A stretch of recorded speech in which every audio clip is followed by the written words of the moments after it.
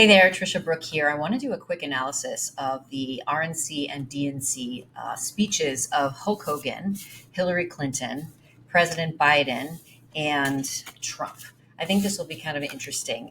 So the RNC just happened a few months ago or a month ago, and yesterday um, Hillary Clinton and President Biden spoke at the DNC. So I thought it would be fun to kind of do a cross analysis of the two of them. And I'm going to start with Hulk Hogan. First of all, he addressed the audience as brother the entire time. And as a speaking coach and mentor, what that does is it alienates all of the women or trans people who are in the audience. So I want you to just think about what it means when you're addressing an audience and you single out a certain gender, you are essentially leaving out the others. So that's my first analysis. He was also yelling at us the entire time. When you are speaking and you want to get your point across, when you're yelling at an audience, it puts them on the defense immediately. So I highly recommend you don't yell at your audience. And then he also made it about him the entire time because he was talking about winning another title. Instead of talking about what was possible for the country or who was running for president, why that was a good idea, he made it about him the entire time. And he was also violent. He talked about slamming his opponent down. So as a speaker, it's really important that you don't use violence when you're communicating because you will also alienate the audience from really hearing what it is you're saying. And then he also referred to real Americans as Trumpites, and that when the Trumpites have a success, they will be running wild in this country.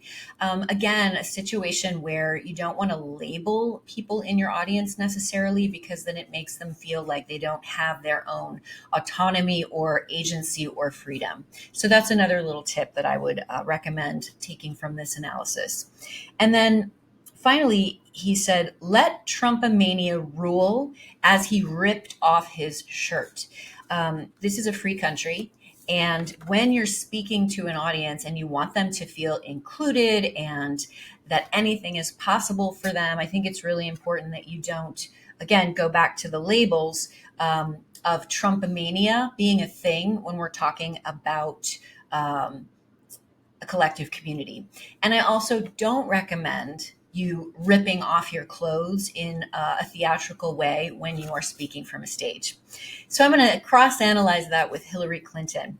She came on and was filled with gratitude. She spent several minutes thanking the audience. And there was a lot of underlying context there as well, not only thanking them for that moment in time, but also thanking them for the support of her all of these years. And I wanted to just acknowledge that she also used words like dignity, decency, competence.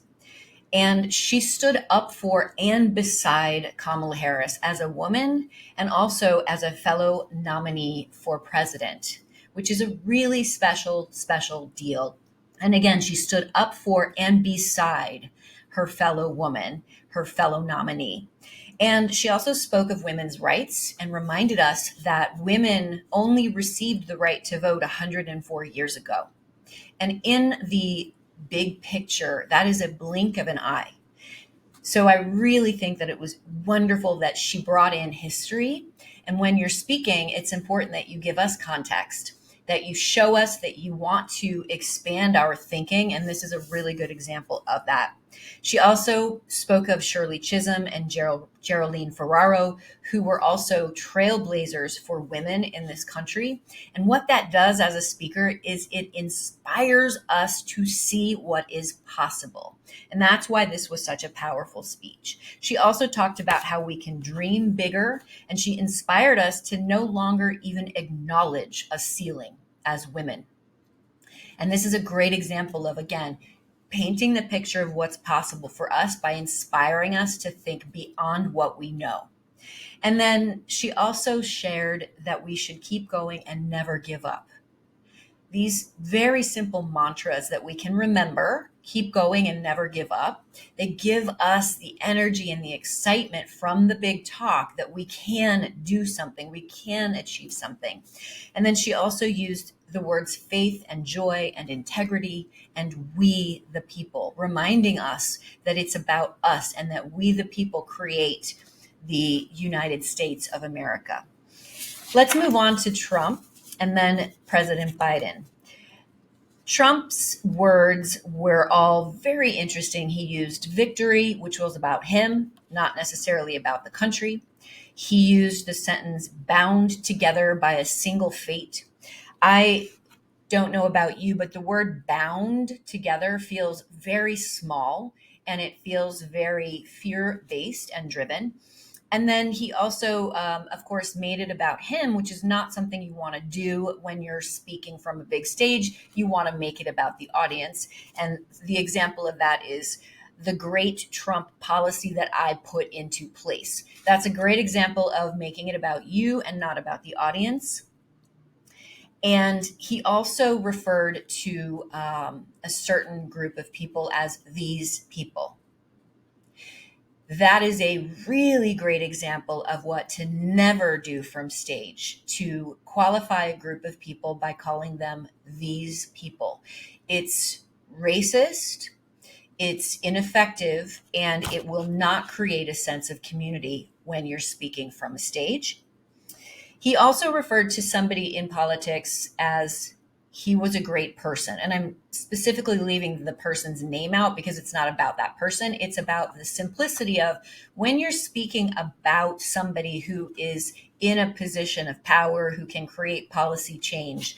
He's a great person is a very weak statement about what they're capable of when it comes to government and laws. And then he also referred to a policy as a crazy electric mandate. Again, when you're speaking from a big stage, you have a responsibility to use your words and to choose your words wisely. And crazy electric mandate does not support you being an influential voice. He also said that we're going to write our own thrilling chapter and this movement can't be stopped. And he used the words relentless and fearless. When you're speaking from a big stage and you're an influential voice, you have a responsibility to not instill fear, but to inspire hope. And that's my analysis of Trump's RNC speech. And I want to move to President Biden, who spoke at 11:30 p.m. last night, Eastern. Again, he opened with gratitude and humility, two really beautiful characteristics from speaking. If you're going to speak on a big stage, being in gratitude, having humility. Then he also shared his personal story of being from Scranton and having a stutter. So this was another example of how to connect to an audience and to really embody what it means to be humble while also being very, very confident and powerful from a big stage. He also used words like dignity, love, from my heart. He used family as examples of why this is so important and how we need to show up. And that talking about his family and using essences of why family is important creates a connection to him and makes him relatable to us. So that's another really good example. If you talk about family, why that's important to connect to an audience. And then he really spoke about uniting the country. This was not about him. This was about uniting the country. And when you're speaking from a big stage, I think it's really important to remember what your ideal outcome is, why you're taking the big stage, and to remember that you have a responsibility to choose your words wisely. And to be an effective communicator, there are two ways: love, hate, good, or evil. And I choose love, and I hope that you will too. And I hope that this analysis of these big talks will support you in being the amazing influential voice that you can be.